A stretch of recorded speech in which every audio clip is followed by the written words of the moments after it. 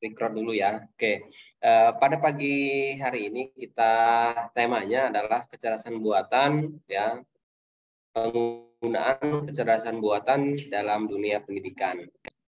Perkembangan dunia teknologi ya yang semakin pesat luar biasa saat ini bukan hanya digunakan dalam hal pendidikan, tapi seluruh lini kehidupan kita sudah menggunakan AI. Nah, jika kita sebagai tenaga pendidik, pengajar, bahkan kita sebagai murid, mahasiswa, siswa tidak menggunakan AI, artinya kita tidak memaksimalkan perkembangan teknologi itu sendiri. Nah, di sini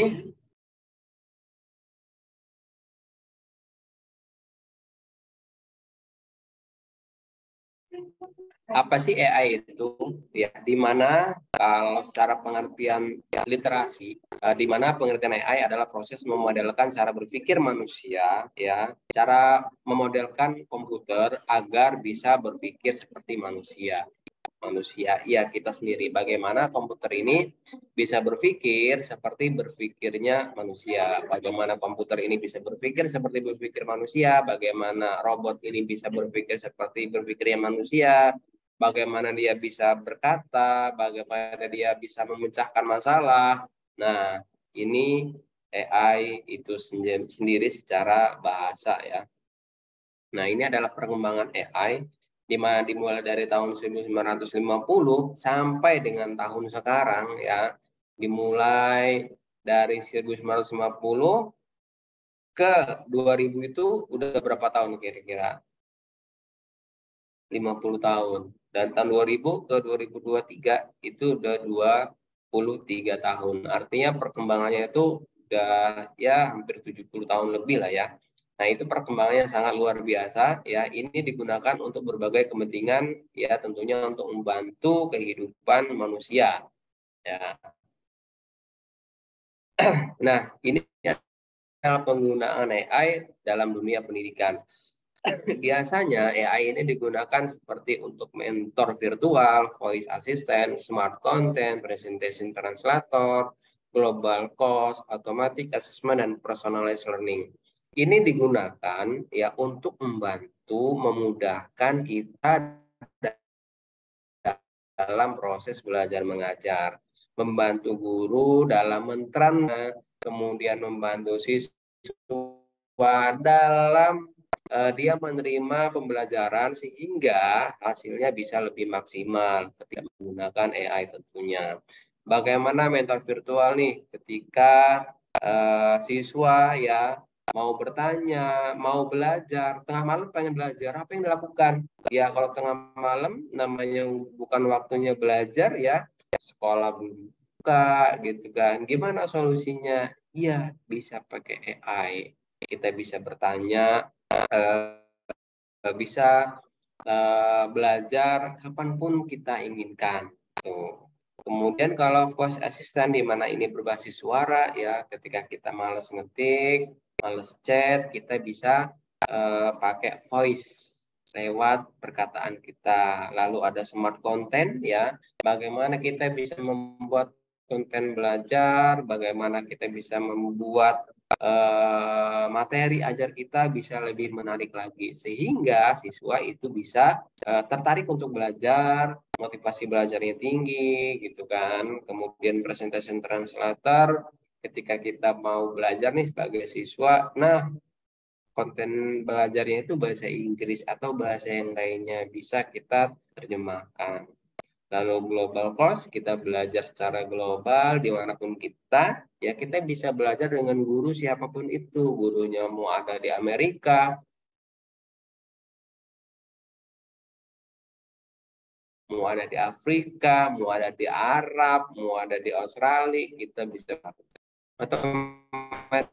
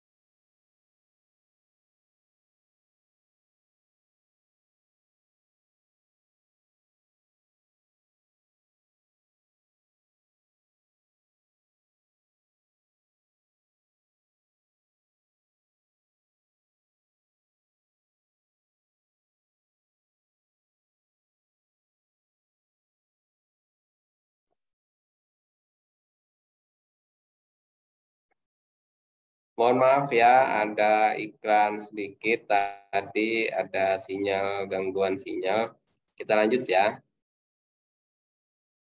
Nah, kita lanjut tadi udah di slide ketiga. Oke, ini penerapan sampai sini tadi ya. Nah ini plus ya, plus.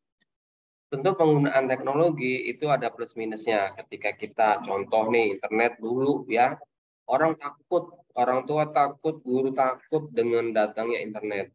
Nah, sekarang pembelajaran sudah semakin mudah dengan adanya internet. Dulu ketika awal munculnya Facebook, itu orang takut banget gitu kan karena ada korban kejahatan dari Facebook. Tapi sekarang ya siapa sih nggak mainan Facebook, siapa sih nggak mainan Instagram gitu kan, walaupun seenggaknya dia buat akun cuma untuk melihat story orang doang. Nah, kayak gitu. Sama, ya karena semua itu orang melihat dari sisi positif dan dari sisi negatifnya. Nah, sekarang apa sih sisi positif dalam penggunaan AI dalam pendidikan? Yang pertama, pendidikan yang lebih efisien, ya. Yang tadinya kalau kita belajar itu harus ya pakai buku gitu kan, gurunya ngomong sampai berbusa gitu. Dengan adanya AI ya lebih mudah lagi, tutorial belajar yang lebih personal itu karena belajarnya ya tentu lebih ya yang awal tadi, personalized learning, lebih mengasihkan dan interaktif ya. Nanti bisa lo bikin game pakai AI, analisis informasi yang lebih baik, pendidikan jarak jauh yang lebih efisien. Nah, ini adalah plus dari penggunaan AI. Lalu ya minusnya apa? Minimnya interaksi sosial. Ya contohnya aja ketika kita mainan scrollin handphone aja kan, ngeliatin story Facebook, story WA, story Instagram, kita malah nggak ngobrol dengan kawan samping kita. Kita nggak banyak ngobrol dengan teman-teman di kelas kita. Ya itu akan meminimalkan interaksi sosial kita. Jadi kita sama teman jadi nggak kenal lagi. Teknologi membuat kita yang dekat menjadi jauh, yang jauh menjadi dekat gitu, ya nggak?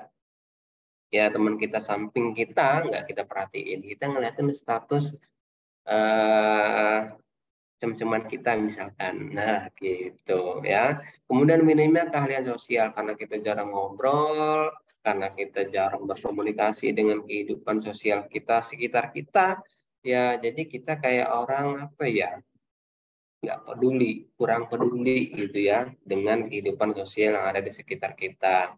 Lalu yang ketiga adalah dependensi terhadap teknologi. Artinya semakin kita menggunakan teknologi, maka kita akan semakin tergantung dengan teknologi itu sendiri. Apa akibatnya? Ketika tidak ada teknologi kita nggak bisa apa-apa. Ya, nanti kita akan langsung praktek gimana? Ya, akhirnya kalau kita terus-terusan menggunakan AI. Nah, kemudian yang terakhir nih, keamanan informasi pribadi. Ya, ini sudah menjadi kasus ya. Eh, Orang sudah mulai memperhatikan keamanan ketika menggunakan AI. Kenapa? Karena informasi-informasi diri kita, informasi pribadi itu bisa dibocorkan atau bisa kesebar. Nah, seperti itu ya. Ini adalah tentang AI. Oke, seperti apa AI? Oh, ini nggak bisa di-play. Bentar ya, saya play yang ini aja.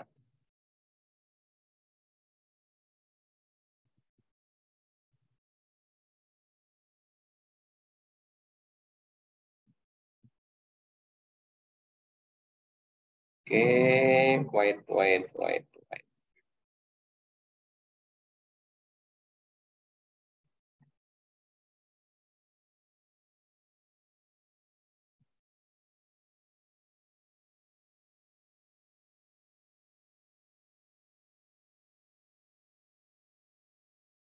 AI apa sih yang akan kita pelajari pada pagi hari ini? Ya, AI yang sudah banyak diperbincangkan. Ya, apa itu?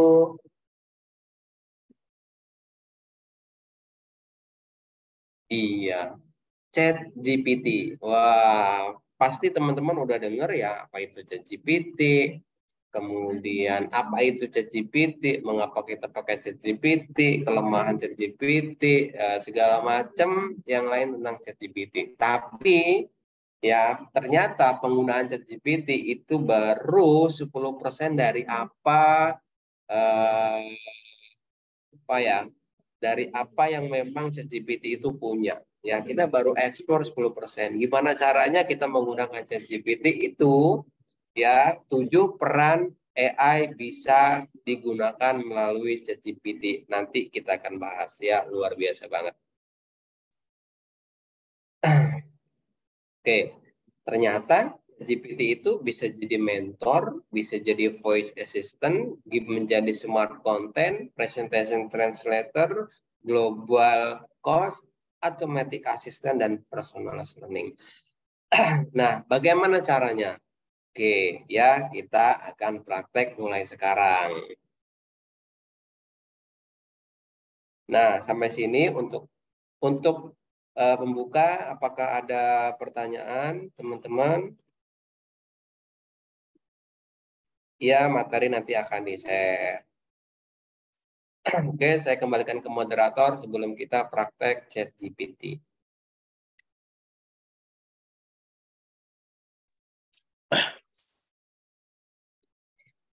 Oke, baik. Terima kasih Pak Hafiz nih. Maaf, jaringan saya agak keputus-keputus nih Pak. Ya, Oke, untuk materinya berarti udah selesai nih ya Pak ya? sudah. Kalau membuka materi teori sudah, Pak. Kita habis ini Oke, kita praktek aja.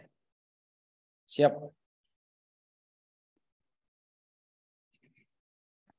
Ini praktiknya langsung Pak Hafiz yang praktikkan atau bagaimana Pak? Iya, betul.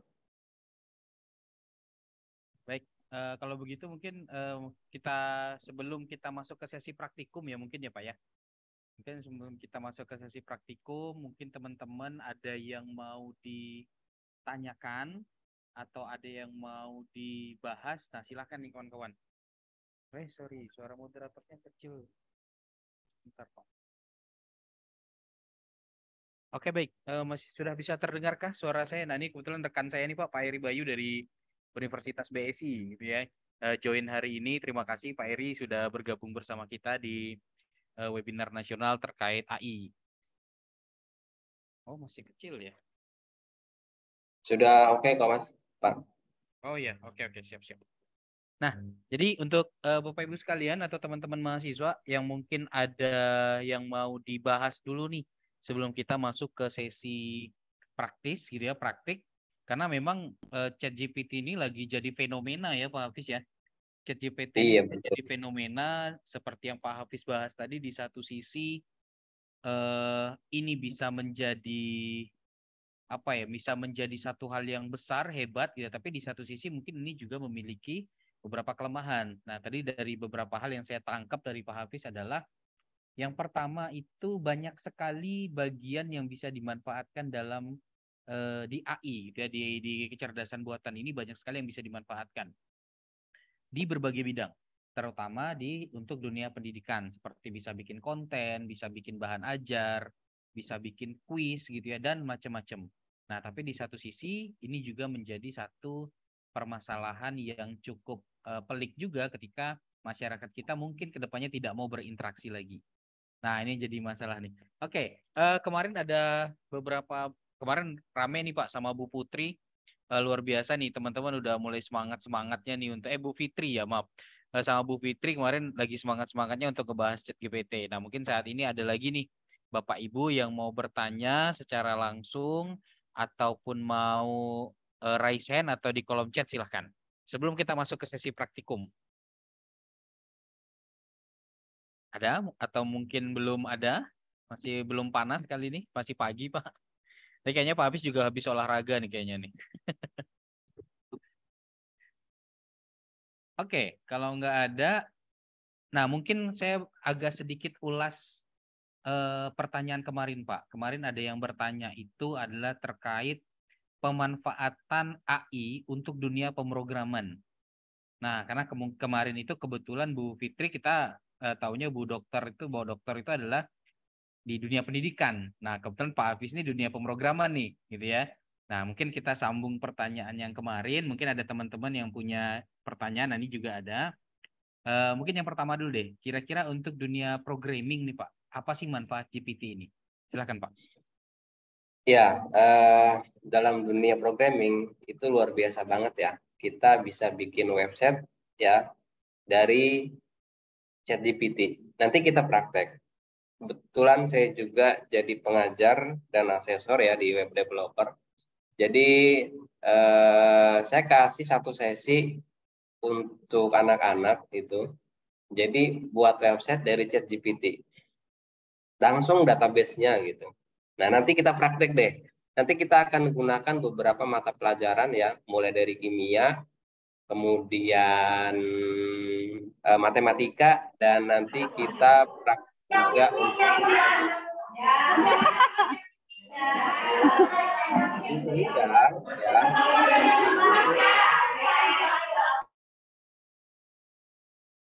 Nah, nanti kita bisa melihat loh, ternyata ChatGPT itu kayak gini loh. Nah, gitu ya. Jadi semuanya, ya sebenarnya nanti bahkan bisa gila ya kalau kayak gini nanti ya gimana gitu. Nah, nanti kita praktek beneran deh ya habis ini ya. Itu ya untuk dari sisi untuk pemrograman ya. Kemudian apakah ChatGPT bisa akurat dalam konteks menjawab pertanyaan? Wah, lihat nanti ya. Kita si soal bisa ngejawab akurat nggak? Ya. Oke, nanti ya kita praktek ya. Oke, baik. Nah, ini kayaknya udah pada mulai nggak sabar nih, Pak. Udah mulai tertarik gitu ya. Kalau saya mungkin kemarin itu pengalaman nih, Pak. Pengalaman saya jawab soal bahasa Inggris. Nah, itu cukup akurat. Dari 30 pertanyaan benernya 28. Nah, nggak tahu. Wah, luar biasa. Nah, iseng aja Pak ikut tes online gitu ya. Saya buka gitu ikut tes online iseng. Saya bandingkan, saya isi dulu, saya benernya 25. Ternyata ChatGPT bener 28, dia lebih pintar dari saya. Waduh, luar Nah, biasa ini ya. udah mulai ini nih.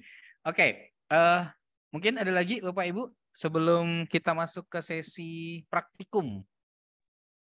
Dari saya Eh, boleh Pak, izin tanya Pak. silakan Pak Eri, silakan monggo Pak. Boleh. Nah, ini dari Pak Eri Bayu nih Pak dari Universitas BSI. Silakan Pak. Wah, salam kenal Pak Eri. Selamat kenal Pak Hafiz, saya Eri Pak. Ya, Ngomong-ngomong Bapak Ertik Lampung ya Pak? iya Pak. Ya kebetulan saya juga ini Pak di Ertik Kabupaten Kuburaya Kalbar Pak. Wah, salam kenal ya Pak Eri. Salam kenal Pak, iya. Kalau ketua Ya, provinsinya itu Bang Ferry ya Arianto. Iya. Feriali itu bukan ya? Bang Ferry Pak namanya, Kalbar, ketua Iya, RT. iya, iya. Iya. Ya betul Pak, Bang Ferry Yale. Kami Ya Yale, menyebutnya betul Yale. Yale gitu. Iya, Oh iya, terkenal Yalenya ya. iya. Baik Pak, mohon izin Pak, ini mungkin sedikit diskusi terkait penggunaan AI, khususnya ChatGPT. Bahwasanya perkembangan AI ini sangat luas sekali ya Pak. Dan aplikasi yang serupa pun seperti ChatGPT banyak. Contohnya ada yang terbaru itu yang saya lihat, saya temukan itu namanya Perplexity. Nah, jadi Perplexity itu salah satunya sama seperti ChatGPT, cuman dia lebih akurat dalam memberikan referensi. Jadi kalau kita mau nulis apa itu, referensinya juga langsung otomatis keluar. Kalau di ChatGPT kan kita minta dulu, kita mau apa, Ya. kemudian referensinya dari mana. Nah, ini berbicara tentang aspek positif negatifnya, Pak. Bahwasanya di dunia pendidikan, khawatirnya kalau dari sisi aspek positif sih membantu ya, memberikan gambaran kita mau buat esai, mungkin artikel dan lain sebagainya. Nah, kalau dilihat dari dampak negatifnya nih bagaimana Pak? Kalau dari saya pribadi, apakah ini akan mengakibatkan kemunduran seseorang untuk malas berpikir secara keras, membuat sesuatu hal terkait misalkan ya esai, artikel dan lain sebagainya. Menurut Pak Hafiz bagaimana? Enggak Pak? Ya, terima kasih pertanyaannya Pak Eri, bagus banget nih ya pertanyaannya. Memang ya, ketika kita menggunakan ChatGPT ini, ya ketergantungan kepada ChatGPT, ya, kemudian kita tidak berpikir lagi, ya, nanti ke depannya kalau kita tergantungan dengan ChatGPT, misalnya dikasih soal, ya, buat esai 500 kata, ya, terus kita pakai ChatGPT, ya, yang mikir tuh ChatGPT gitu, bukan Iya. kita. Akhirnya karena kita nggak pernah mikir, ya otaknya nggak pernah dipakai, semakin tumpul gitu ya. Nah, makanya saat ini tuh ada beberapa kompetensi ya yang yang diwajibkan ya untuk dikuasai oleh mahasiswa, pendidik, siswa dan lain sebagainya, itu ada creative thinking ya, kemudian ya ada banyak itu ya. Nah, gimana caranya kita itu berpikir membuat juga misalkan teknologi ya, sehingga kita tidak tergantung dengan teknologi yang ada gitu. Gimana kita membuat, justru apa sih kelemahan ChatGPT, bagaimana kita membuat yang lebih baik dari ChatGPT. Ya kalau kita terus-terusan sebagai pengguna, ya itu tadi ya, tentu kita akan menjadi ya ketergantungan dengan Candu Pak ya, teknologi. jadi candu jadinya. Iya, nggak apa-apa sih kita pakai ChatGPT gitu kan, tapi ya jangan terus-terusan juga ya kita buat dikasih soal semuanya dijawab pakai ChatGPT. Ya, itu salah satunya ya. Nanti apa sih dampaknya gitu kan ketika otak kita ini nggak dilatih gitu. Ya, Ya seperti fisik kita juga kalau nggak dilatih akan semakin lemah gitu kan. Pikiran kita gitu juga. Ya, bagaimana kita memadukan ya, justru kita menggunakan ChatGPT untuk membuat pikiran kita lebih oke. Ya, oke, cuan kita lebih oke gitu. siap Pak. Oke, Baik gitu. Pak. Terima kasih. Iya. Jadi kan tidak hanya berbicara ChatGPT sih, banyak Pak ya AI sekarang buat video presentasi sekarang pun cukup kita ketikkan apa temanya dia langsung jadi gitu kan, seperti itu. Betul Nah, jadi kan sekali. kita perlu solusinya apa nih agar kita tidak terlalu candu. Boleh pakai, tapi kan kita mesti apa namanya ya ada batasan lah. Mungkin Pak Hafiz yang lebih paham terkait hal itu, nanti buat kawan-kawan khususnya mahasiswa mungkin nih Pak. Ya, ya. Bagaimana caranya? Justru sebenarnya kalau kita mau melihat ChatGPT sebagai peluang, ini peluang banget ya. Nah, kemudian bagaimana tantangan ya gitu kan, ChatGPT membuat kita malas berpikir ya nggak? Tinggal copy soalnya, paste ke ChatGPT, ChatGPT punya jawaban yang lebih benar gitu kan. Bahkan kalau kita jawab sendiri, ya kata Pak Yogi tadi, saya sendiri jawab betul 25, ChatGPT betul 28. Nah, kalau kita pahami apa itu, nanti kita tanya sama ChatGPT sendiri, sebenarnya dia itu gimana sih cara kerjanya gitu. Nanti kita tanya dengan ChatGPT. Siap. Apa kelemahan dia gitu kan. Nanti kita tanya, dia jawab kelemahan dia apa nanti ya. Jadi kita bisa mengatasi kelemahan ChatGPT. Lalu bagaimana sih kita sebagai dosen, saya sebagai dosen Pak ya, sebagai guru, Bapak sebagai guru, Pak Yogi sebagai guru, Ibu Dr. April sebagai dosen ya, bagaimana solusinya gitu ketika mahasiswa kita mengandalkan ChatGPT. Bayangin loh, buat skripsi pakai ChatGPT, ya Nah, nggak? iya Kita Pak. buat skripsi, buat tesis, mikir setengah mati. Nah, mahasiswa pakai GPT semalam selesai skripsi, Iya ya Pak. enggak? Bab satunya cepat No, jadinya Pak. bab 1, bab 2, bab 3 loh, Pak. Gitu kan? Nah, gimana solusinya? Nah, uh, saya kemarin-kemarin mikir gitu juga ya, ada ChatGPT kayak gini. Jadi apa nih? Nah, sebenarnya sudah dilaksanakan sih ya solusinya untuk mahasiswa. Jadi kita itu nanti tugasnya itu bukan pakai kognitif lagi gitu, bukan dia untuk berbasis pengetahuan, bukan, tapi berbasis project base ya. Bagaimana nih caranya gitu kan? Mungkin kalau dikali soal misalkan jaringan komputer, dikasih soal apa itu jaringan komputer, apa itu IP address, tapi dikasih project base ya, bagaimana gitu kan meningkatkan misalkan traffic daya bandwidth di suatu daerah gitu kan. Nah, boleh nanya tentang cara-caranya pakai ChatGPT, tapi realnya itu dilaksanakan di daerah tersebut. Nah, itu kan ChatGPT nggak bisa melaksanakan kalau itu berbasis project base gitu kan ya. Nah, kayak gitu yang sedang ya digemborkan ya, dikolaborasikan di dunia pendidikan tinggi kita gitu. Itu Pak Siap. Eri, semoga Siap. menjawab Pak Eri.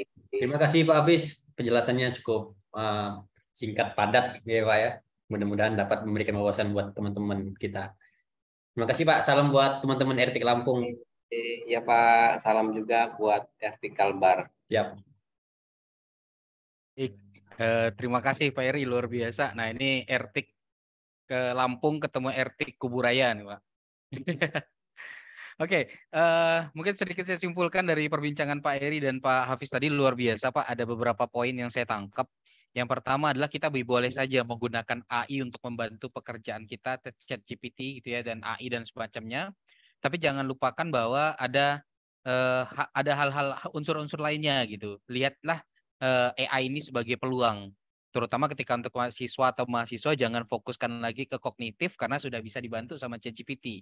Tapi fokuskanlah ke project based learning. Wah, ini luar biasa nih sudah mulai panas nih ya yang kita bahas. Oke, mungkin sudah cukup nih Pak untuk pertanyaan sesi pertama ini. Mungkin saya minta kepada Pak Hafiz untuk melanjutkan di sesi yang kedua, yaitu untuk sesi praktisnya, sesi praktikumnya. Nah, kira-kira bagaimana sih pemanfaatan GPT ini, chat GPT, ya, terutama AI, karena chat GPT ini merupakan bagian dari AI ya Pak ya, karena kalau kita ngomongin AI pasti banyak bentuknya. Nah, makanya ada chat GPT yang saat ini lagi viral-viralnya nih. Nah, untuk itu saya minta kepada Pak Hafiz untuk dapat menjelaskan dan menjabarkan bagaimana sih implementasi dan pemanfaatan ChatGPT untuk membantu dunia pendidikan. Kepada Pak Hafiz, saya persilahkan, Pak. Ya, terima kasih kepada Pak Yogi. Kita langsung aja ya ke web.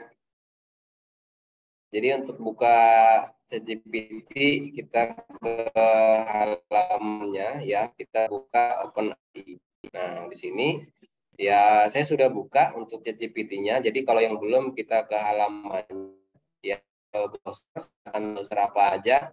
Kalau teman-teman buka browser Bing ya dari Microsoft itu sudah terintegrasi dengan ChatGPT ya. Chrome juga sudah terintegrasi, tapi kita harus menginstal extension ya. Nah, kita buka websitenya openai.com, kemudian di sana kita bikin akun, perlu daftarin nomor WA kita ya. Perlu daftarin nomor WA kita, kemudian nanti dapat konfirmasi ya, kemudian di sini kita langsung masuk ke chat.openai.com. Nah, di sini adalah halaman ya. Halaman dari ChatGPT ya. Di sini kita perlu pinter-pinter ya membuat prompt. Jadi kita mengajukan pertanyaan, pinter-pinter bertanya. Jadi kalau kata orang itu pertanyaan yang benar, ya jawabannya benar. Pertanyaan yang salah, maka jawabannya salah. Maka itu benar banget di ChatGPT. Ketika pertanyaan kita itu salah atau pertanyaan kita kurang detail, kurang ngena, ya maka jawabannya pun akan kurang ngena atau belum sesuai dengan keinginan kita. Kenapa? Karena algoritma atau teknologi dari GPT ini, dia itu belajar dari kosakata, dari berbagai kata yang dia berikan. Jadi dia diberi kata untuk dilatih ya. Jadi kalau misalkan ada kata ini, maka jawabannya ini gitu. Jadi nggak kayak kita berpikir benar-benar seperti kita berpikir, itu enggak. Ya, misalkan ada hal-hal yang tersirat dari yang tersurat gitu, enggak. Tapi dia literally kalau misalkan ada kata-kata seperti ini, maka lanjutannya seperti ini. Itu makanya dia disebut dengan GPT. Nah, di sini ya itu tadi pinter-pinter kita membuat pertanyaan. Semakin detail, semakin bagus pertanyaan kita, maka jawaban ChatGPT pun itu akan sesuai dengan keinginan kita. Contoh nih ya. Nah, sebelum kita lanjut nih ChatGPT. Jadi teknologi ChatGPT ini dia mengumpulkan database pengetahuan baik buku, artikel segala macam itu di bawah tahun 2021. Jadi kalau ditanya dengan pengetahuan di atas tahun 2021, 2022 nih, 2023 dia nggak bisa jawab teman-teman. Gitu. Itu adalah kelemahan dari ChatGPT. Disebutkan oleh Pak Eri ada perfleksi ya. Nah itu jadi apa namanya database data latih yang diberikan itu berbeda gitu kan. Kalau kelebihan dari perfleksi tadi itu ya dia bisa memberikan apa namanya sumbernya gitu. Jadi dia ngasih ini sumbernya itu apa. Nah itu kebanyakan dia berbasis website gitu. Nah, kalau ChatGPT ini dari buku, dari berbagai sumber, bahkan ChatGPT sendiri itu bilang, ini itu nggak akurat, nggak 100% akurat gitu. Karena apa? Karena ya namanya dia ngumpulin dari berbagai sumber dan kalau sumbernya itu bohong, maka ya hasil yang diberikan ChatGPT juga nggak benar gitu ya. Kemudian apa kelemahan ChatGPT? Dia nggak bisa memprediksi. Contoh nih, kalau teman-teman nanya kapan saya meninggal, ChatGPT nggak bisa jawab. Gitu. Misalkan yang suka main saham ya, saham yang bakalan cuan minggu ini apa sih? Pasti nggak bisa jawab ChatGPT ya. Dia nggak bisa prediksi karena yaitu tadi ya. Itu salah satu ya kelemahan daripada ChatGPT. Ya, sebenarnya sudah disebutin ya di sini. Ada ini example, ada prompt ya, ada capabilities dan ada limitation. Nah, di sini nih, limited knowledge of world and even after 2021 gitu. Dia nggak bisa. Nah, setelah tahun 2021 dia nggak bisa. Kemudian dengan sesuatu atau instruksi yang biasa itu nggak bisa gitu ya. Apalagi kalau memahami wanita, aduh kayaknya ribet banget deh, ada kode di dalam kata, wah itu nggak bisa ChatGPT pokoknya ya. Ya langsung aja kalau misalkan apa ya bilangin gitu, jangan ngasih kode, susah banget itu ya. Nah sekarang kita langsung aja ya, sekarang kita misalkan tadi nih, gimana kita pakai ChatGPT untuk coding, wah bisa banget ya, contoh. Nah, contoh nih, di sini kita pinter-pinter buat prompt ya. Prompt itu adalah kalimat yang kita berikan kepada ya ini ChatGPT di sini ya. Contoh nih, kita mau bikin website sederhana. Buat jadi coding ya, coding script. Buat script website sederhana. Kalau kita ngasih prompt seperti ini ya, ya sebenarnya sih udah bisa ngasih ya codingan sederhana website ya, tapi belum sesuai. Contoh nih kita enter. Nah, ini script sederhana. Tuh, ini ya tinggal copy ya, kemudian kita paste ke Notepad atau Visual Code ya, kemudian kita simpen ya. Itu akan muncul sih websitenya ya, tapi dia sederhana banget, terdiri dari satu halaman.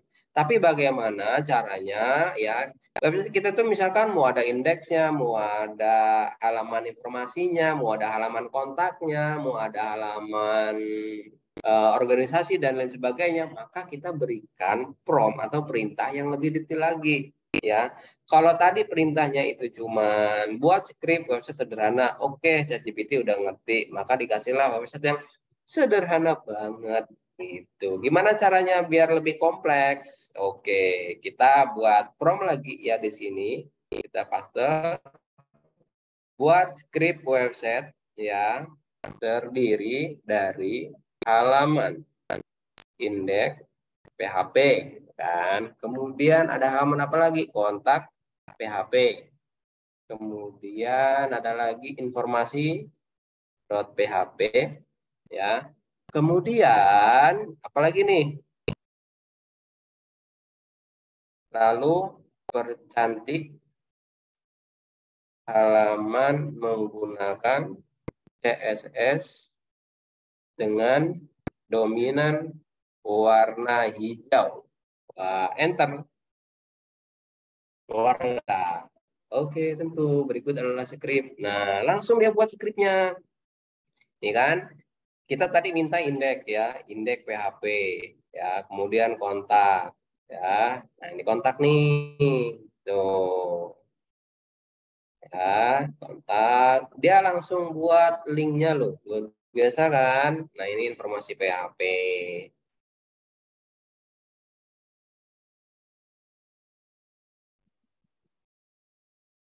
Oh, langsung footernya, langsung dibuatin CSS-nya, gitu kan. Ini kalau ujian bukaan web developer, wah lulus. Tinggal kita kombinasiin dengan database. Oke, Oke ini ya. Ini cara eksekusinya gimana? Kita copy, kita masukin ke Notepad ya, kita simpen. .php, masukin ke satu folder, run di browser. Nah, ini tanpa database. Sekarang kita mau buat website dengan database. Yang sederhana deh, contoh ya. Buat script untuk root.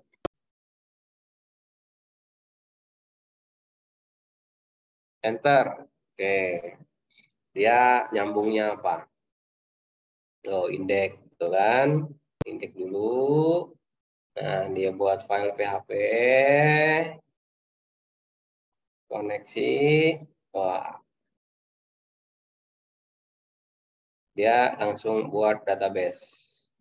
Wah.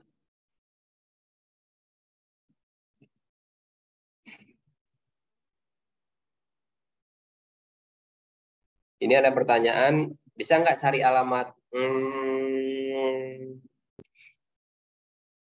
Jadi ChatGPT itu mikir juga sesuatu atau informasi yang dia sensitif itu ada yang dia nggak ngasih, ya.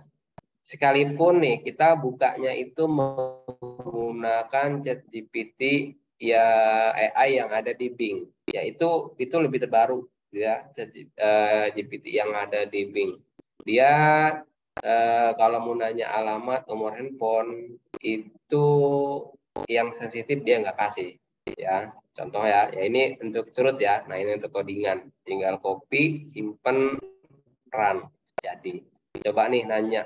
Jadi misalkan nih kalau contoh nih, contoh sederhana nih, ngetik Ali Hafiz di Google itu bakalan muncul banyak banget ya Google.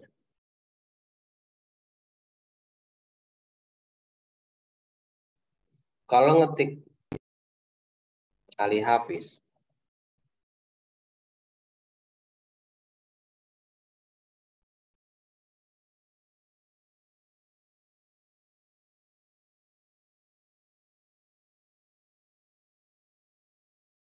kalau ngetik Ali Hafiz di Google itu banyak, ya.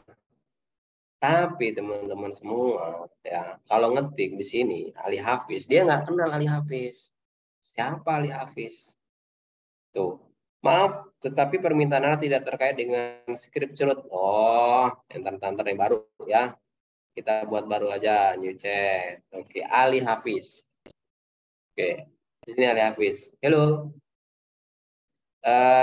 Dia masih nanya, maksudnya apa nih Ali Hafiz nih? Gitu.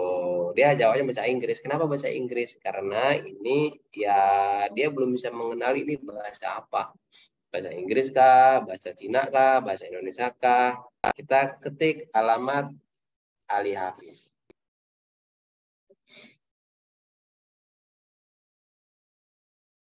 Nah, tuh. Ini. Alamat Ali Hafiz bahasa Indonesia. Pusing kan bahasa Inggris kan. Nah, tuh, maaf tapi saya tidak memiliki akses ke data pribadi individu termasuk alamat seseorang. Nah, dia itu nggak bisa tuh informasi pribadi dia nggak bisa gitu kan. Tapi beda cerita kalau nanyanya ke Bing, ya ChatGPT yang ada di Bing. Tuh. Kemudian nanya Ali Hafiz, misalkan nih Ali Hafiz dosen. Biasanya,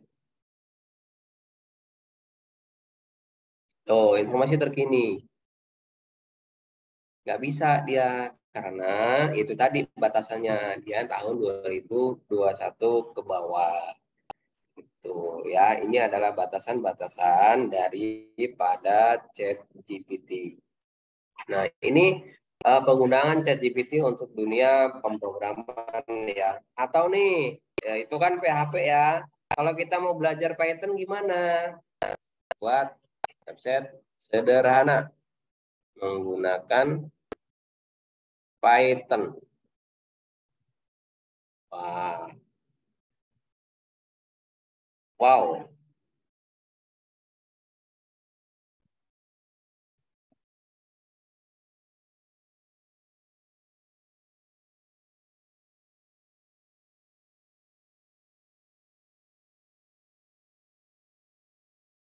Nah, ChatGPT ini ada yang versi gratis, ini gratis ya, ada yang berbayar. Kalau yang berbayar, dia responnya lebih cepat.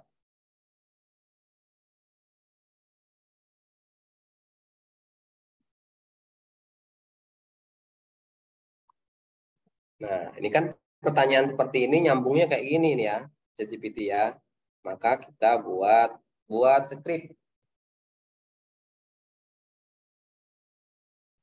Nah, baru deh. Jadi kalau untuk skrip kita harus ngetik skripnya. Kalau enggak, ya enggak keluar skripnya. Itu simpan dalam .py. Nah, seperti ini ya. Jadi untuk dunia pemrograman. Luar biasa banget. Nah, gitu. Sampai sini ada pertanyaan nggak? Kalau ini apa namanya? Ada pertanyaan? Silakan kawan-kawan. Mungkin ada yang ingin ditanyakan. Ada 2 pertanyaan di kolom chat nih Pak. Ya. Tadi udah terjawab ya, punya Sulis ya. Data sensitif itu dia nggak bisa. Kemudian cara mencari informasi apa fungsi lain dari ChatGPT? Yaitu banyak banget buat aplikasi. Ya sebenarnya buat aplikasi yaitu tadi tergantung dengan pertanyaan kita. Pinter-pinter kita nanya ya. Kita mau ini, saya mau buat yang jelas dia nggak bisa mendesain. Dia outputnya nggak bisa dalam bentuk suara, nggak bisa dalam bentuk gambar, video nggak bisa. Nah, kalau dia mau dalam bentuk gambar, itu ada namanya DAL. DALE 2 itu sama di OpenAI juga. Tuh, ya. Website menggunakan waterfall, bisa atau tidak? Ya, itu pinter-pinter nanya aja. Jadi kalau waterfall itu kan sebenarnya metode pengembangan aja sih ya. Masalah urut-urutan pembuatan ya. Oke, mungkin udah cukup ya kalau untuk perkodingan. Lalu misalkan nanya nih error website, ya tanya aja. Bayangkan, nah itu. Contoh nih, gini juga ya. Kita nih sebagai dosen, sebagai guru gitu kan, pusing gitu kan. Gitu kan, mau belum punya soal, ya udah ke ChatGPT. Bayang nggak? Nih, buat 10 soal, 5 aja lah ya, 5 soal mata pelajaran jaringan komputer yang susah. Wah, sekalian. Buat 5 soal mata pelajaran jaringan komputer dalam bentuk esai yang susah gitu. Rasain lo semua muridnya kan. Enter. Tentu. Nah, ini ada 5 pertanyaan esai yang susah. Gile. Kita udah minta soalnya dari ChatGPT gitu kan. Dikasihlah soalnya ini. Nah, ini ya. Ini soal nih. Ini soal dari ChatGPT. Kita kasih ke murid kita, ke siswa atau ke mahasiswa kita. Ternyata siswa atau mahasiswanya sudah ngerti ChatGPT. Soal dari ChatGPT dibalikin lagi ke ChatGPT. Nah, soal yang ini kita paste ya dua soal ini kita paste ke ChatGPT. Dua soal ini ya jelaskan, terangkan ya. Soal dari ChatGPT biar ChatGPT yang ngejawab.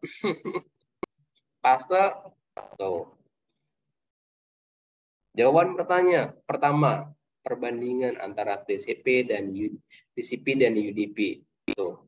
Soal dari ChatGPT, yang jawab ChatGPT, terus yang pinter siapa? Aduh, kan? Nah, inilah ketika kita memberikan soal berbasis kognitif, maka ChatGPT bisa menyelesaikan, gitu kan?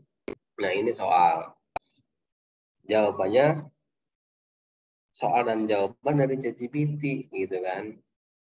Makanya sekarang ada tool-tool yang dibuat untuk mengenali ini dari ChatGPT atau bukan gitu kan.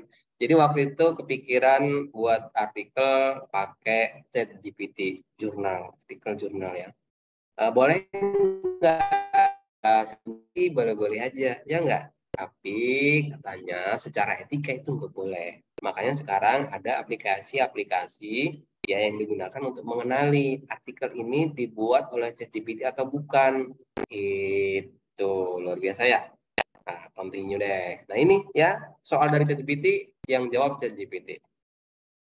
Gitu. Jadi kalau kita ngasih soal yang seperti ini, kognitif, berbasis pengetahuan aja, itu ya susah gitu kan. Lalu gimana solusinya gitu. Kita kasih soal yang seperti apa? Nah, kita kasih soal nih, contohnya ya.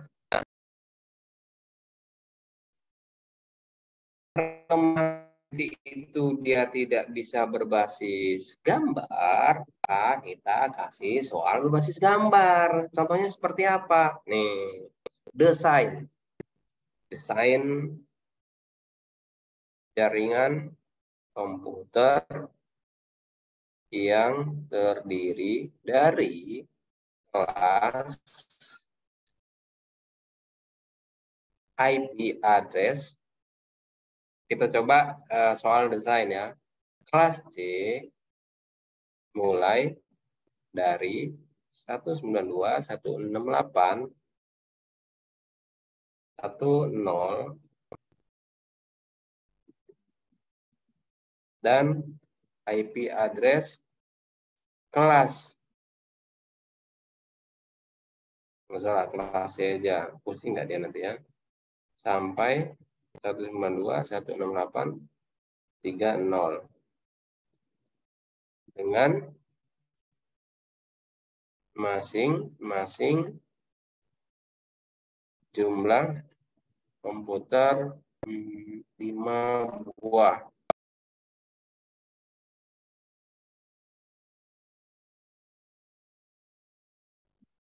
Plan. Nah, coba tuh. Bisa nggak? Ternyata guys bisa. Tapi dia cuma ngasih IP-nya aja, ya nggak? Jaringan 1, jaringan 2, jaringan 3. Dia tidak mendesainnya. Gitu. Kalau kita kasih jawaban ini, kalau siswa atau mahasiswa kasih jawaban ini, itu kan berkurang nilainya. Karena dia hanya mengasih IP-nya aja, ya nggak? Dia tidak ngasih desainnya. Itu ini kelemahan daripada ChatGPT. Karena dia berbasis chat atau berbasis teks. Itu ya nggak, atau kita kasih tugas praktek dong, ya udah desain jaringan nih, entah itu pakai Cisco pakai tracer atau dia langsung bangun jaringan LAN praktek gitu ya. Ini untuk mengatasi kelemahan ketika kita mahasiswa kita udah tahu caranya nih ya. Jadi ngasih soal tuh nggak usah ngasih yang berbasis pengetahuan semua. Kita kasih yang desain dan praktikum. Oke gitu, ada pertanyaan lagi? Oke, baik. Terima kasih Pak Hafiz. Nah, mungkin teman-teman silahkan. Mungkin kalau ada yang mau raise hand, langsung bertanya langsung gitu ya Pak ya. Jadi tidak harus melalui kolom chat. Ya. Mungkin ini Oke, sedikit kalau enggak, kasus nih Pak. Mungkin sedikit kasus dari saya nih Pak. Jadi kemarin itu saya sempat baca di salah satu artikel tuh. Ada lomba gitu ya, ada lomba tentang fotografi. Nah, ternyata yang menang itu juara 1 akhirnya nggak mau terima pialanya, maka nggak mau terima penghargaannya karena ternyata video atau foto yang dia hasilkan itu ternyata berbasis AI. Nah, berarti agak mengerikan juga ya Pak AI ini bahwa karya-karya seperti itu juga sudah bisa dimanipulasi. Nah, sama juga dengan yang sedang terjadi di YouTube itu sekarang adalah buat lagu gitu ya, minta buatkan lagu di ChatGPT gitu ya, buat lirik lagu tentang lagu galau misalnya gitu ya. Setelah itu baru dimasukkan menggunakan suara artis gitu. Ada suara artis-artis luar negeri gitu. Dipakaikan suara artis, ternyata jadi karya yang baru. Nah, ini gimana nih Pak kalau Pak Hafiz eh mengomentari hal-hal yang seperti ini seperti apa iya Pak betul betul. kira-kira? Makanya itu luar biasa banget ya AI ini. Ya, itulah kita ya. Jadi kita sebagai manusia itu perlu creative thinking ya. Semakin kreatif, maka kita nggak akan terlindas oleh zaman. Dengan adanya AI ya, nanti ke depannya ya guru, dosen bisa jadi berkurang digantikan dengan AI gitu kan. Kemudian konten kreator gitu kan, UI UX designer gitu, game Developer ya. game production itu bakalan digantikan oleh AI, luar biasa gitu kan. Nah, jadi kalau untuk berbasis konten ke depannya nggak tahu ya, mudah-mudahan ada ya itu tadi lah, kita harus berpikir kreatif ya. Kalau enggak ya kita bakalan terlindas oleh zaman. Jadi kebayangkan misalkan eh, kita nggak kita gaptek gitu kan, terus siswa atau mahasiswa kita udah tahu duluan, wah gimana, malu banget pasti. Oke gitu ya. Lalu selanjutnya adalah tentang kimia nih, misalkan kimia atau matematika ya. Kita sebagai guru atau sebagai siswa atau sebagai mahasiswa kimia matematika gitu kan. Nah, biasanya kan kita suka share-share ya ke media sosial nih, share ke media sosial gitu kan, konten-konten kalau kita guru ya, tentang mata pelajaran kita atau mata kuliah kita. Kayak saya share ke Instagram saya itu tentang ya sistem keamanan komputer gitu kan. Nah, tentang SEO gitu. Itu gimana caranya kita tuh low effort ya. Maksudnya adalah manual asli, bisa bisa bermenit-menit, bisa sejaman itu bikin satu konten. Tapi dengan bantuan AI, dengan bantuan ya Canva, edit Canva, itu dalam waktu hitungan menit selesai ratusan konten. Bayangkan ratusan konten dalam waktu menit menit. Kalau kita bikin manual satu konten bisa setengah jam, bisa 1 jam gitu editingnya. Tapi dengan bantuan AI itu bisa selesai dalam waktu hitungan menit. Gimana caranya? Oke.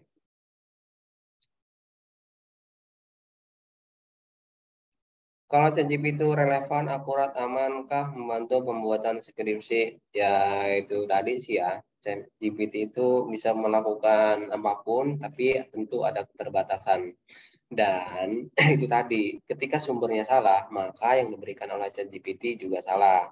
Tapi developer ChatGPT juga berpikir gimana caranya agar sumbernya itu benar, valid, itu agar hasilnya juga valid. Tentu di hasilnya juga itu udah ngasih sebenarnya.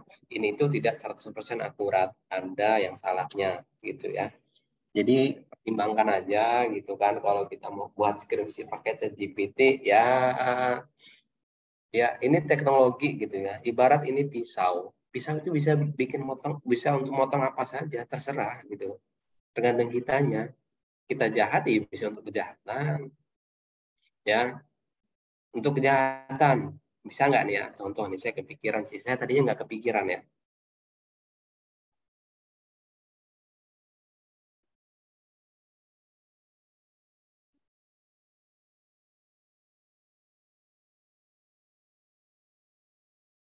Oh iya. Jadi kalau aktivitas ilegal dia nggak mau.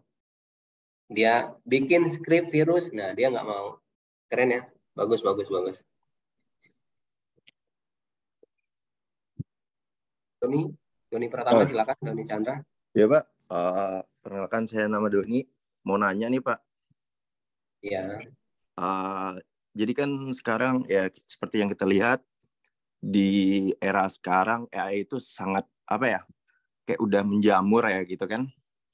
Mungkin ntar beberapa tahun ke depan atau di masa yang akan datang, mungkin tenaga manusia mungkin sudah jarang digunakan nih Pak. Itu dampaknya sebenarnya menurut Bapak gimana itu Pak? Mungkin sekarang sedikit demi sedikit tenaga manusia sudah mulai jarang dipakai gitu ya kan. karena adanya AI sendiri gitu. Gimana ini Pak tanggapannya Pak? Iya, betul banget ya. Kita nggak bisa menampik kemajuan teknologi. Dulu orang tenaga translator dibutuhkan, sekarang nggak dibutuhkan. Itu coba translator itu kemana sekarang? Kalau dia nggak upgrade diri, pengangguran gitu kan, ya nggak? Kemudian dulu ya tukang bukan tukang fotografer, kemudian videografer yang ngambil foto dari atas ya, foto luar angka, foto yang dari helikopter dan lain sebagainya, itu ada. Sekarang udah digantiin sama drone, ya enggak? Terus kemana mereka? Gitu. Lalu sekarang apa tugas kita? Ya, kita perlu upgrade diri bagaimana caranya agar kita tidak terlindas oleh itu semua. Kita perlu berpikir nih, saya mahasiswa jurusan apa ini, Pak Doni? Ya, saya Ilkom, Pak. Ilkom ya. Ya. Nah, kedepannya apakah programmer itu akan digunakan? Digunakan, Pak. Iya.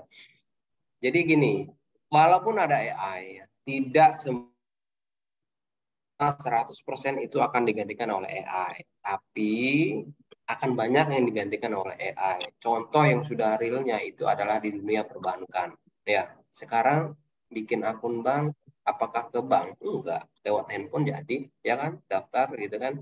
Teller ya udah mulai digantikan. Kemudian pernah kan ke kafe yang dia itu dilayani oleh robot? Pernah? Nah, udah ngurang-ngurangin waiters atau ini loh, apa namanya yang jaga gitu kan. Luar biasa kan ke depannya. Apa keuntungannya gitu kan. Kalau pakai robot dia nggak minta gaji bulanan. Dia nggak ada tunjangan, nggak minta nggak minta THR segala macam, lebih hemat ke depannya. Nah, kita perlu itu tadi berpikir creative thinking ya. Ya, creative thinking, problem solver dan lain sebagainya. Kedepannya masalah apa nih? AI ini akan akan membuat masalah tentunya ke depannya. Kita berpikir gitu loh, masalah apa. Jadi ketika nanti AI mulai berjamur, saya sebagai problem solvernya. Disitulah kita lebih maju dari AI. Gitu. Oke, Ya, terima kasih, Pak. sama-sama. Oke, kita lanjut ya. Sedikit lagi nih. Gimana caranya kita buat konten ya ketika kita sebagai guru, sebagai dosen atau sebagai mahasiswa gitu kan, perlu nggak sih konten ya? Nggak, kita sebagai mahasiswa nih perlu nggak sih kita buat konten ya? Mau nggak kita nih ketika lulus ya, saya sering kasih apa namanya ke mahasiswa saya, ketika lulus ya, emang mau cuma dapat ijazah doang ya? Nggak, dapat ijazah kemudian kita beli map yang banyak, kita sebar CV kita, kemudian surat lamaran kita. Tapi bagaimana caranya sebelum lulus kita tuh udah ditawar orang, maksudnya ditawar itu, kerja sini yuk, gitu. Gimana caranya? Kita bangun branding, kita personal branding kita perlu dibangun. Kita sebagai apa? Dari sekarang nih, misalkan ya udah semester 6 gitu misalkan, baru semester 4 itu lebih bagus lagi. Kita bangun personal branding kita sebagai apa? Sebagai digital marketer, sebagai programmer, web developer, network engineer dan lain sebagainya. Gitu, atau mahasiswa jurusan yang lain nih, ya. Kita bikin konten, itu salah satunya ya, bikin konten. Ingat Pak Yoki, ingat apa nih? Ya nggak? Ingat Pak Yoki, ingat UBSI gitu ya. Karena kontennya tentang kampus UBSI gitu. Ingat Doni, ingat web developer gitu, bikin web, project web, karena kontennya tentang web developer. Lagi ngapain? Lagi bikin project. Ya walaupun eca-ecakan foto lagi ngoding, foto skripnya itu lagi ngoding gitu kan. Nah, jadi seenggaknya kalau saya mau ngoding, mau bikin project web sama Doni gitu. Salah satunya di konten. Nah, masalahnya adalah ketika kita bikin konten, kita perlu waktu berjam-jam. Nah, di sini kita bikin konten, ratusan konten ya dalam waktu hitungan menit. Gitu. Gimana caranya? Dengan bantuan AI ini tadi. Kasih contohnya ini untuk matematika ya. Untuk matematika, oke, kita ke ChatGPT lagi di sini. Kemudian matematika ya. Misalkan nih guru matematika, dosen matematika gitu kan, buat 10 rumus saja deh, 10 rumus misalkan ya. Karena matematika itu erat kaitannya dengan rumus gitu kan. Buat 10 rumus persamaan linear. Linear dalam tabel tanpa nomor, mulai dari contoh rumus, nama rumus dan contohnya. Enter.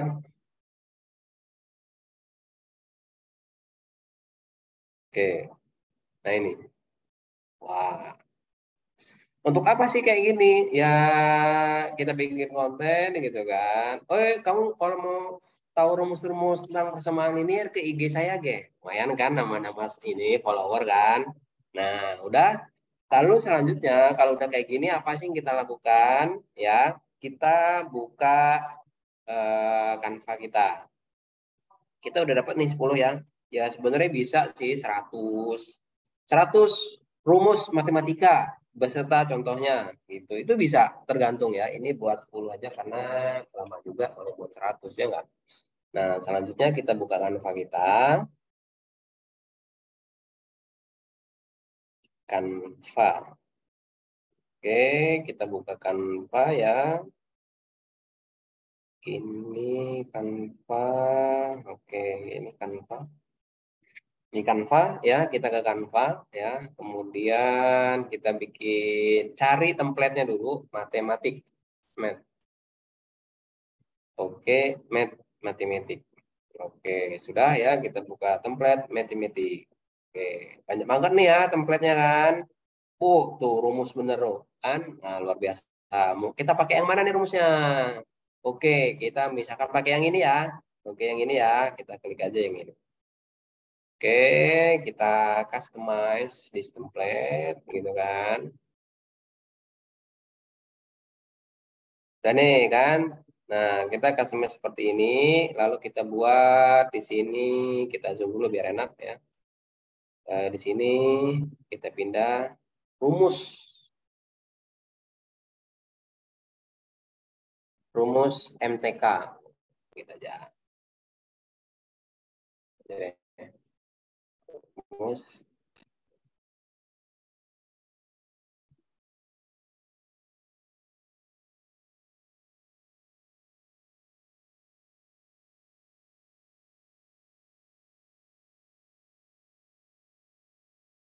kan kita kecilin ya.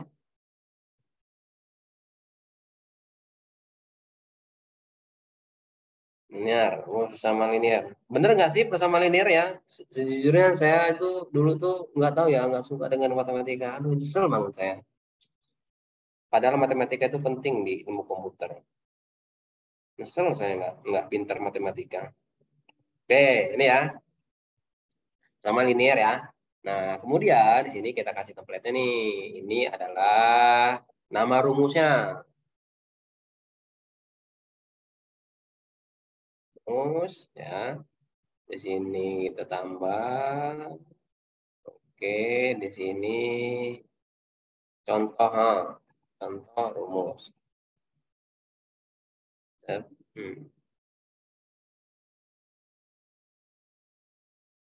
Oke, dah gini deh.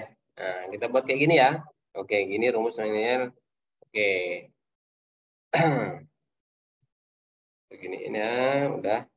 Nah, kalau sudah, kita ke sini ya, ke pojok kiri bawah apps ya. Kemudian kita ke tunggu sebentar. Nah, kita ke bulk creation. Nah, di sini lalu enter data manually. Nah, udah nih ya, udah di sini nama contoh ya gitu. Kalau udah kita ke ChatGPT tadi ya, kita copy ya. kemudian kita paste ke ini. Nah, jadi kayak gini, ya. Jadi kayak gini. Udah kan? Nah, kalau udah kita down. Nah, selanjutnya kita hubungkan. Di sini ini ya, connect data kepada nama. Kemudian yang ini connect data kepada contoh. Nah, udah nih ya. Udah kan? Lalu kita ke continue, jebret. Lalu generate. Nah,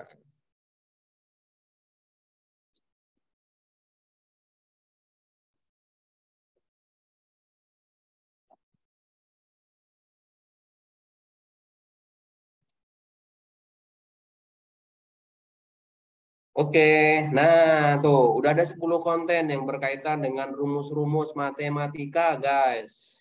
Tuh, set. Nama rumus bersama linear, contohnya Y sama dengan MX tambah C. Nama rumus persamaan slope intercept, contoh Y, nah kayak gitu, guys. Lalu selanjutnya, apa yang kita lakukan? Yang kita lakukan adalah download, share, lalu di sini download, ya. Lalu di sini yang kecil aja deh untuk konten aja ya. Kemudian download 10 batch langsung.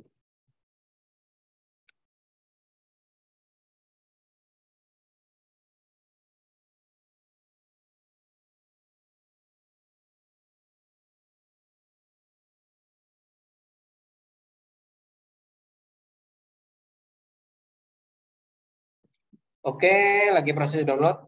Nah, seperti itu. Itu adalah konten ya. Bayangkan ya, itu kita bikin konten ya, 10 konten dalam waktu ya kayaknya tadi itu di bawah 5 menit ya.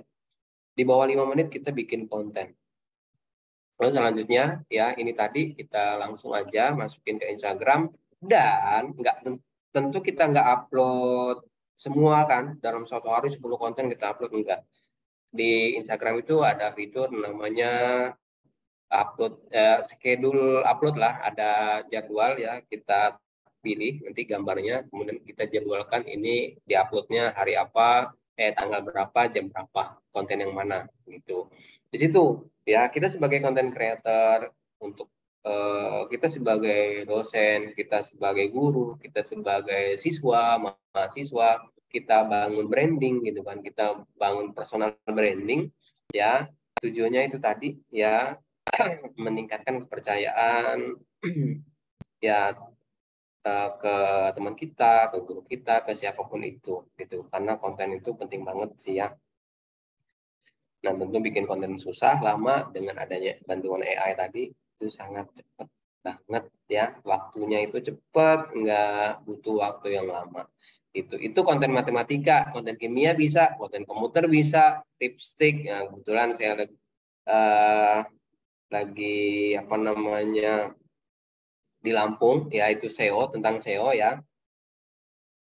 Kita juga ada bikin perusahaan namanya Jagoan Marketing Indonesia ya.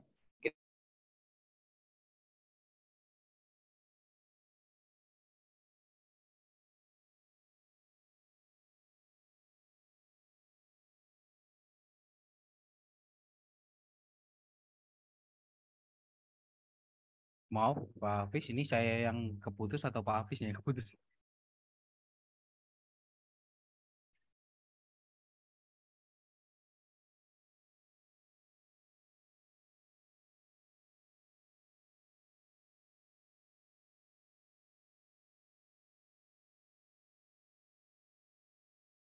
Suara saya bisa terdengar, Bapak Ibu?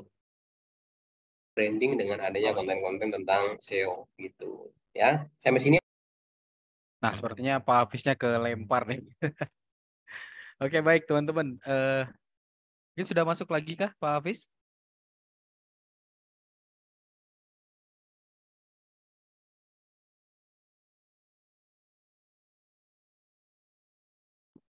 Oh ya, sepertinya Pak Hafiznya ter ini nih, jaringannya juga bermasalah nih.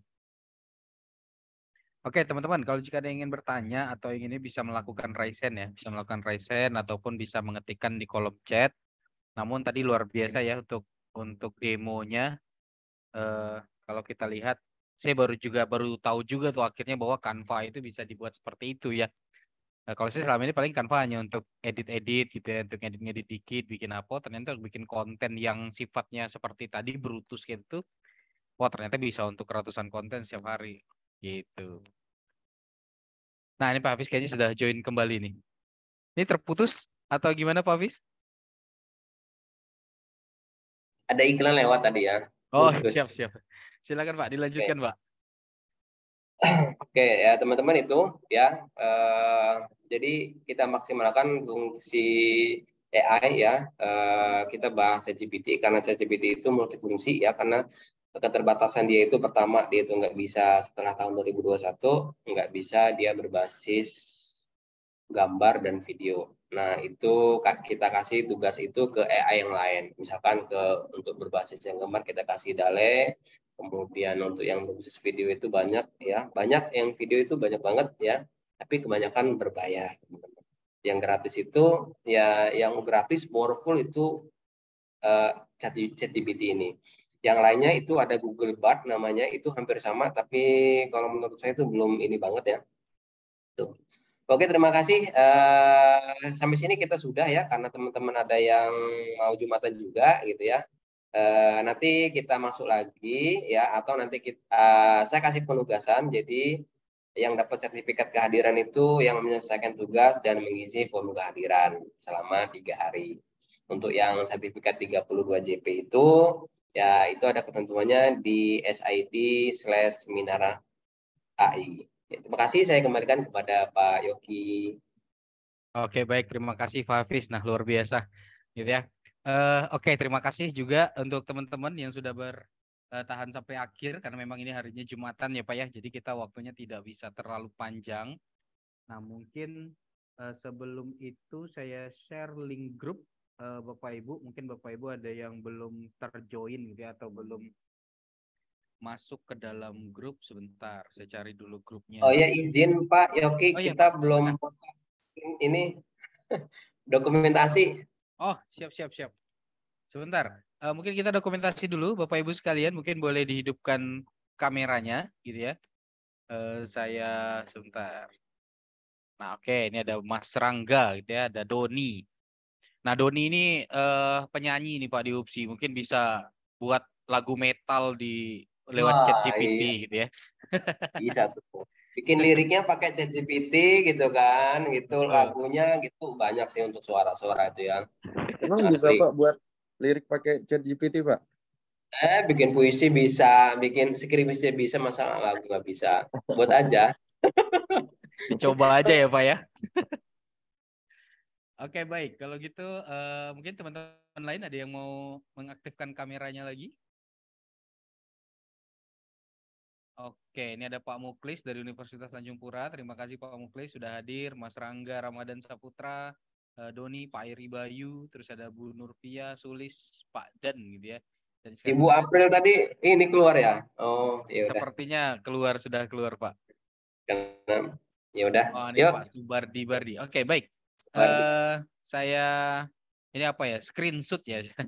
Saya screenshot Bapak Ibu sekalian untuk mengambil dokumentasi kita hari ini. Silakan pasang pose yang terbaik.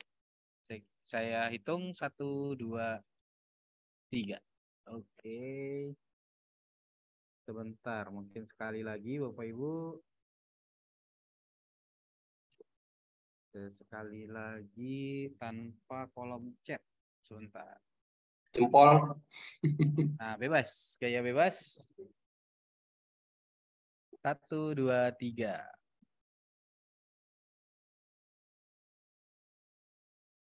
Oke, siap. Sudah Bapak Ibu sekalian. Terima kasih banyak atas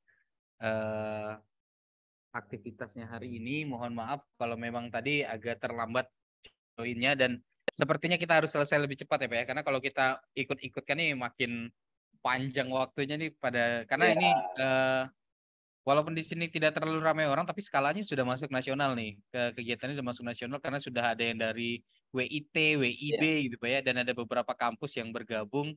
Sama ada beberapa pulau nih Pak yang bergabung akhirnya. Nah, benar. betul. Baik, Bapak Ibu sekalian, seperti yang dijelaskan Pak Hafiz tadi bahwa dari kegiatan ini ada sertifikat 32 JP gitu ya. Oh, ini dari Padang, Mas Rangga. Luar biasa Mas Rangga dari Padang. Nah, jadi ada sertifikat 32 JP yang bisa Bapak Ibu dapatkan dengan syarat dan ketentuan yang ada di ini ya, di link pendaftarannya itu ada di nanti saya akan share channelnya, saya mau share grup WA-nya. Mana ya grup WA-nya itu udah tenggelam ke bawah nih sepertinya nih. Tadi saya ini sebentar.